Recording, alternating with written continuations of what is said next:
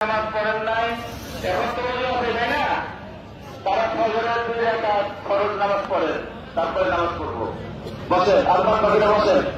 যারা ফজরের নামাজ পড়েন নাই, আল্লাহ 2 রাকাত ফরজ নামাজ পড়েন, তারপর নামাজ পড়বো। বসেন, যারা ফজর পড়ছেন তারা বসেন, আর যারা ফজর পড়েন নাই 2 রাকাত ফরজ পড়েন।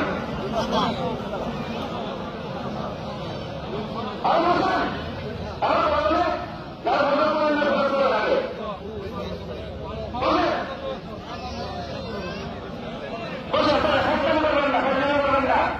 যারা ফরজ করেন নাই এখন ফরজ নামাজ পড়েন। বসে ফরজ করে অসুবিধা নেই। আল্লাহর কাছে বলেন ফরজ করেন, সমস্যা নেই। এখানে সরকারি কিছু নাই।